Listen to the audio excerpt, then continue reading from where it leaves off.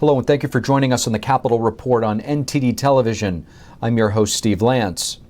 Congress is one step closer to passing new gun control laws today. Staffers on Capitol Hill began crafting the text to finalize the framework of the deal that was reached over the weekend.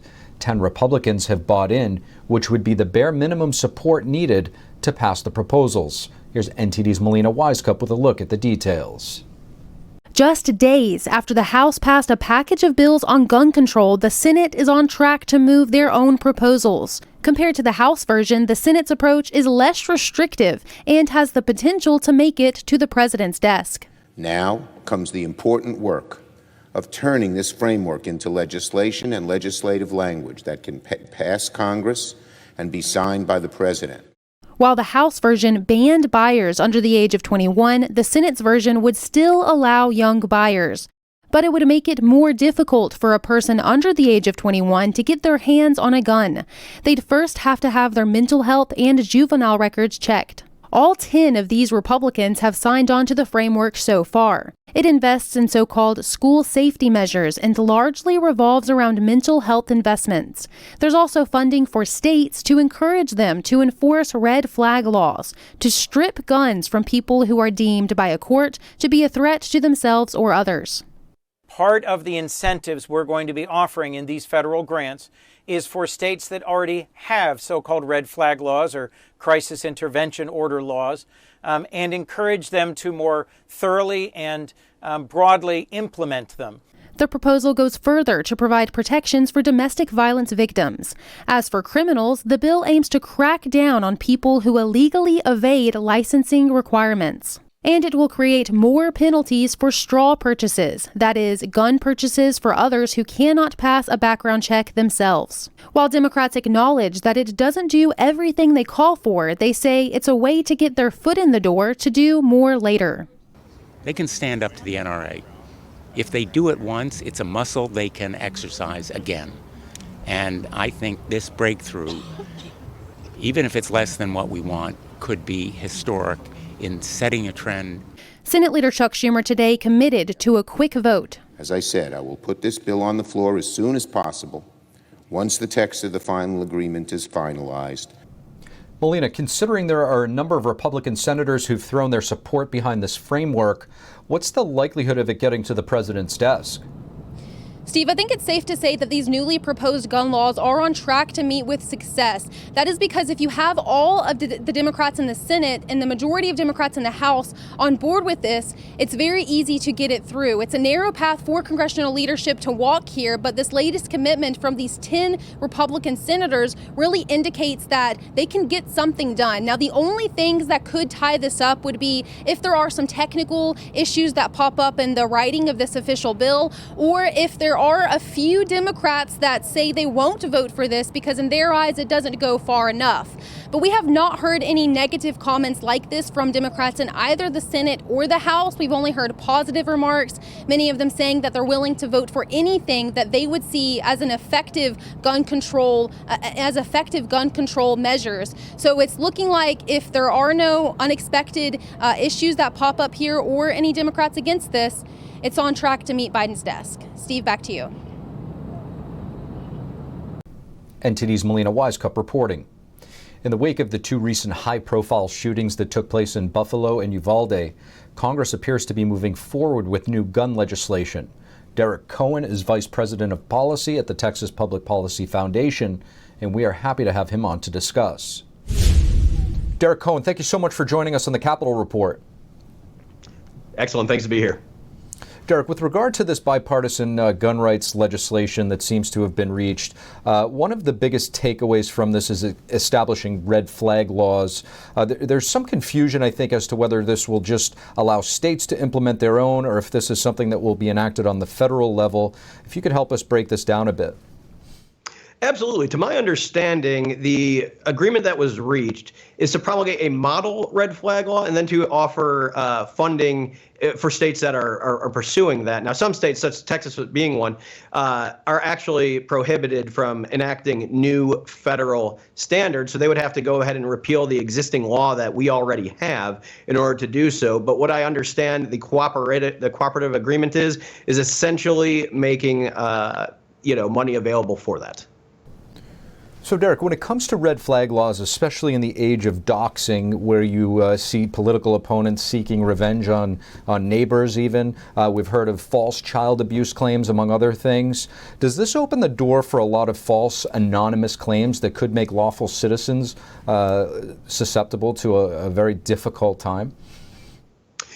Well, we see red flag laws enacted differently in different states. I have not yet seen one that would meet my standard of being able to punish, say, vexatious claimants.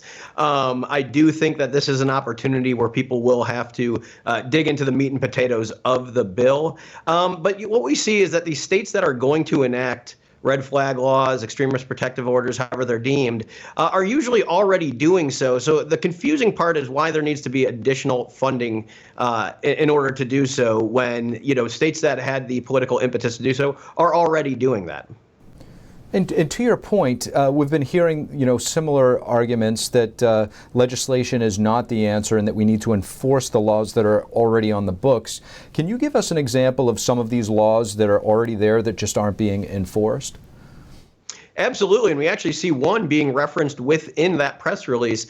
Right there at the bottom, it says we are going to punish straw purchasers, either individuals who essentially lie on the background check form saying that they're buying a firearm for themselves and then either sell it or give it to somebody else straight away. Now, this is already illegal, and it's already inquired about on the 4473, the form you have to fill out before you're allowed to purchase a firearm. However, I think now they are going to either put an enhancement on there, they're going to put a maybe a mandatory minimum as well. But that being said, these are already on the books. They're already felonies, and they don't seem to be doing much in the line of dissuading people. And that likely is because not a lot of federal agencies enforce this. Now, it seems as though there's still some negotiations that will need to be made between the two sides. How likely is it, in your opinion, that they'll actually be able to get this through at the end of the day?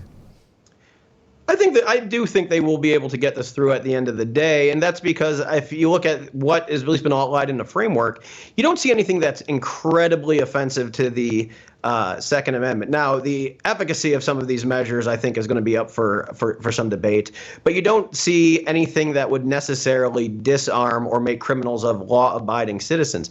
The one thing that I think you're going to see the most controversy around is the if somebody purchases a gun under the age of 21 years, there's an enhanced background check that looks at certain mental health records and certain perhaps juvenile records under seal. I think we're going to see the devil in the details there, but even that is something where you want to detect somebody who might, use these weapons for ill while not necessarily encumbering those who are law-abiding citizens. Derek Cohen, thank you so much. Thank you. The Supreme Court today released 5 rulings, but none the highly anticipated official decision on overturning Roe v. Wade. The High Court updated its calendar last Thursday, indicating that the abortion ruling would be handed down either Monday or Wednesday of this week. And D.C. police and Capitol Police were present outside of the Supreme Court this morning, while protesters blocked several streets outside of the court. And the January 6th committee today puts the spotlight back on the 2020 election. Officials testifying say they have debunked Trump's allegations about fraud, but an attorney still fighting for a relevant case tells us another story. NTD's Iris Tao brings us more.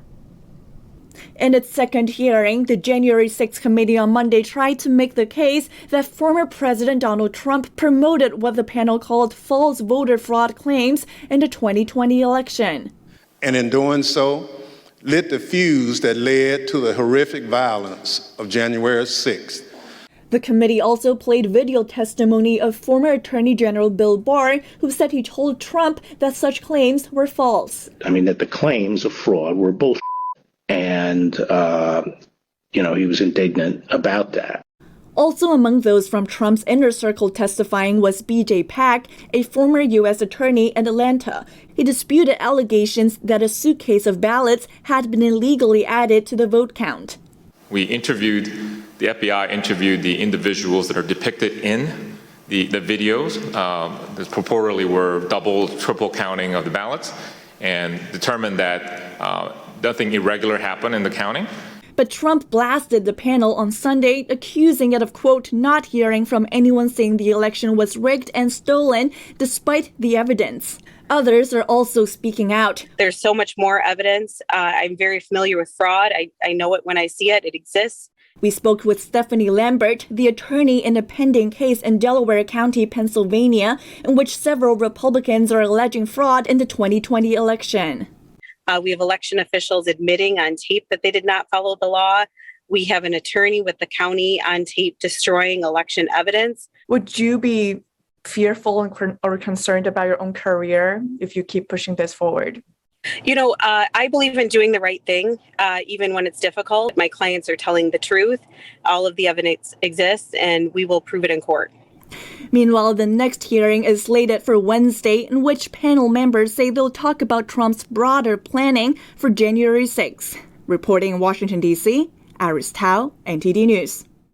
Thank you for watching the Capitol Report. If you want to see our full broadcast, check us out at epochtv.com.